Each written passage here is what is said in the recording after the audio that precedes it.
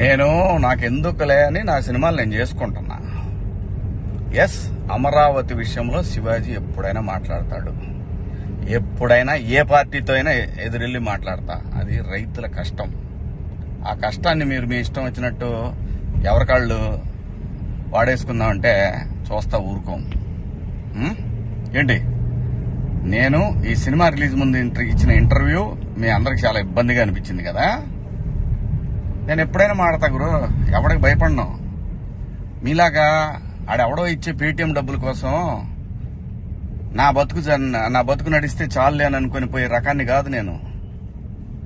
అలాగైతే మీ అందరూ తెలుసో లేదో, నేనే ఒక వ్యవస్థను ఏర్పాటు చేయగలిగినోడిని నేను కాదు.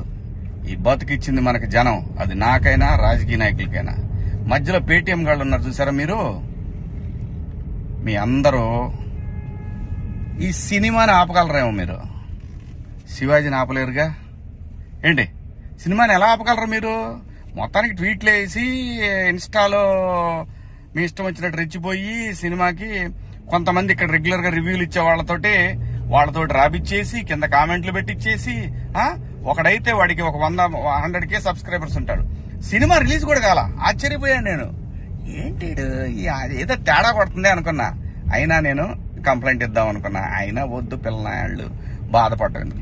కానీ రే, పేటీఎం బ్యాచ్ నన్ను తగులుకుందాం అనుకుంటే మీ ఓడికే ప్రమాదం. గుర్తుపెట్టుకోండి, నేను జనం కోసం బతికే మనిషిని, జనం డబ్బుల కోసం బతికే మనిషిని కాదు.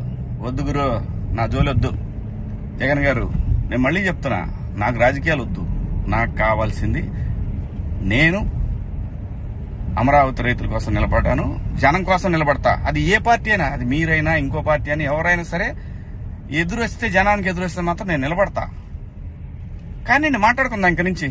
నేను డైరెక్ట్ గా అడుగుతా పీఎం గారినే, ఈ దేశంలో సిబిఐ మీద నమ్మకం ఉండాలంటే, సిబిఐ మీద నమ్మకం కుదరాలంటే ఫస్ట్ కేసులను రాజకీయ నాయకులందరినీ కూడా పక్కన పెట్టి, రాజకీయాల నుంచి పక్కన పెట్టి, వాళ్ళు మంచోళ్ళ చెడ్డోళ్ళ అని తేలిన తర్వాత వాళ్ళని పాలిటిక్స్ లో ఉండే విధంగా చేయగలిగితే బాగుంటుందని పీఎం గారిని కూడా అడుగుదాం అనుకున్నా. ఇక నుంచి మిమ్మల్ని రోజు అడుగుతా. ఇక నుంచి మీకు రోజు నా జోలు రావద్దు.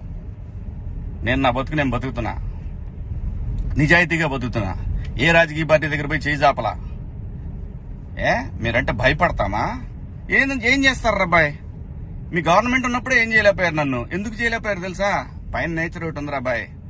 రప్ప ఇవన్నీ బాగుంటాయి వీడియోల్లోనూ వాటిలో చూసుకోవటానికిను ఎగేసుకొని మనం భుజాన రేపేదో జరుగుద్దని ఊహించుకుంటే. మనందరికంటే ప్రకృతి గొప్పది రాబాయ్, గుర్తుపెట్టుకోండి.